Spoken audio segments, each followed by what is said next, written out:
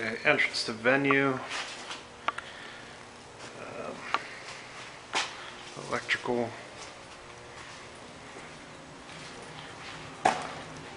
Roll-up doors, potential bathroom areas. Venue space.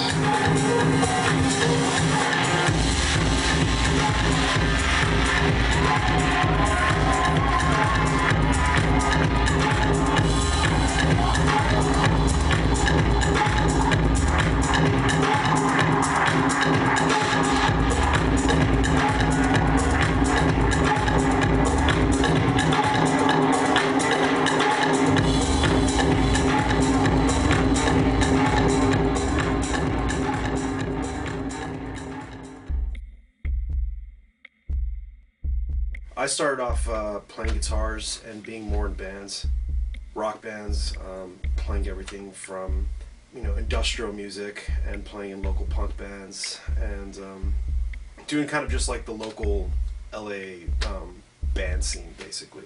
At one point, I remember that I had lost a drummer, and drummers were really, really difficult for me to come across.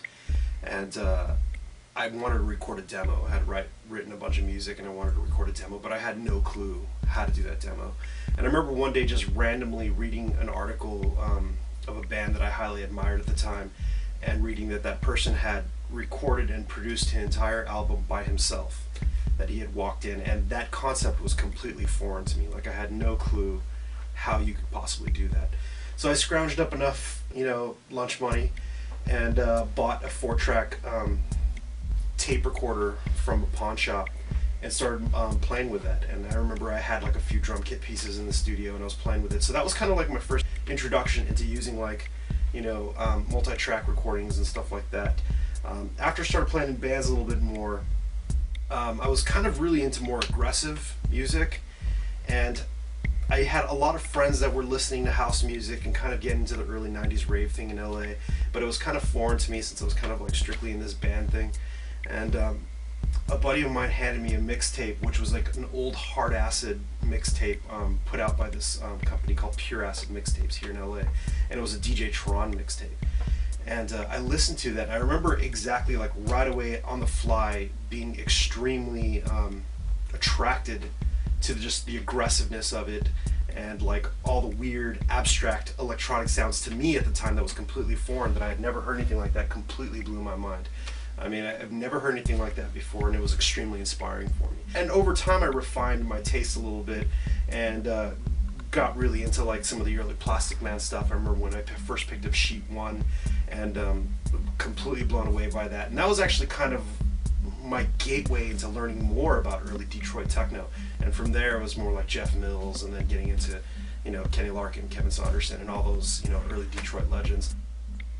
In the late 90s, around 97, 98, I had started a small little record label with my buddies here in LA called Mad 12, and it was essentially like a vinyl record that we had put out, and we had just recorded a bunch of random samples and weird electronic music sounds, and it was just an abstract piece of weird sounds that we had put out.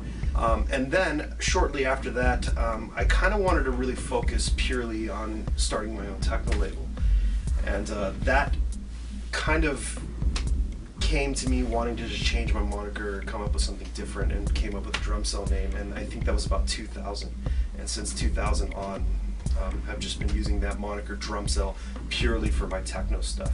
And there has been other monikers that I've been using for more like experimental music or some of my more noise influenced stuff or industrial stuff, which hopefully someday more people will be able to get to hear.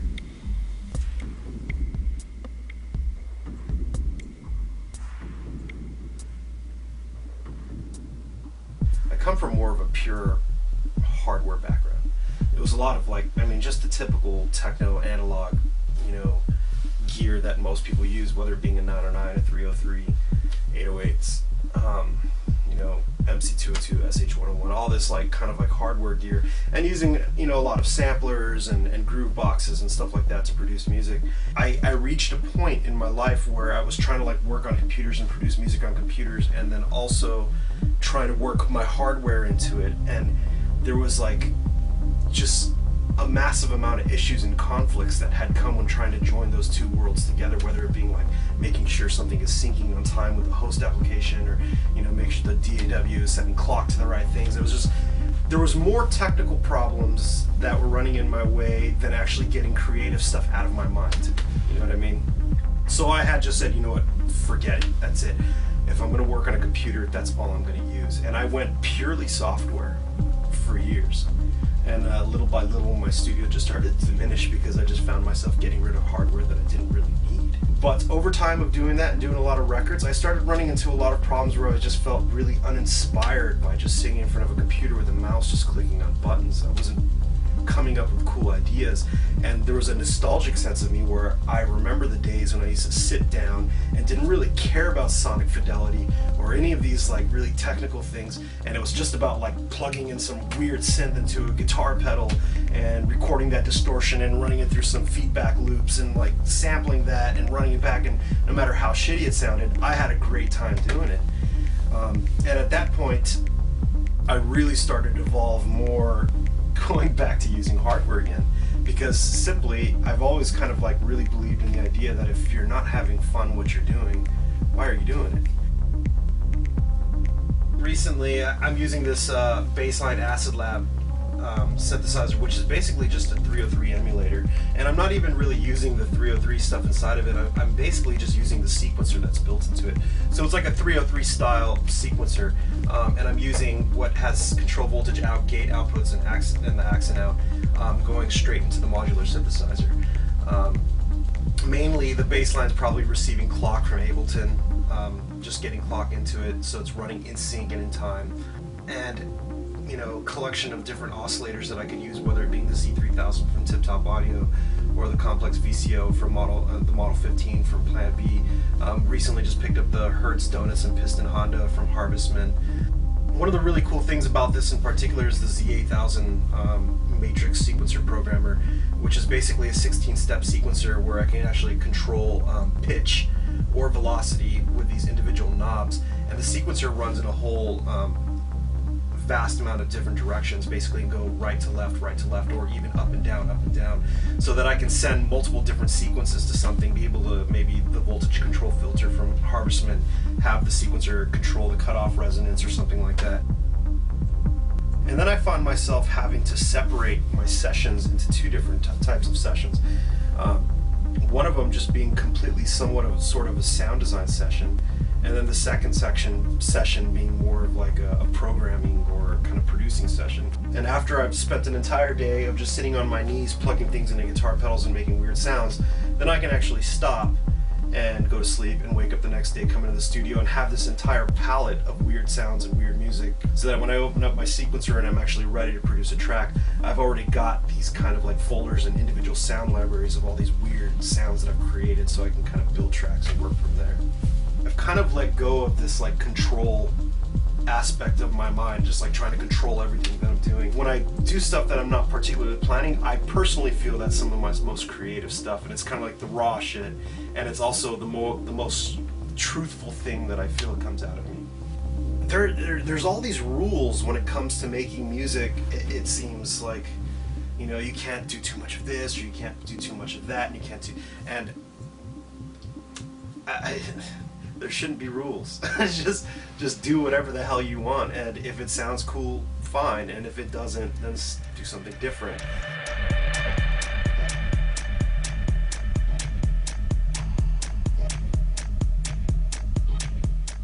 The first Droid record we did through a company called Capsule Labs, who's based here in LA, and they're actually still doing vinyl. But at that time, Capsule Labs was like pressing their records out of the garage of a warehouse in downtown LA. And I had gone to Gil, who runs Capsule Lab, and just said, I got these tracks, I want to start a label, I don't have a lot of money, I just want to make a record.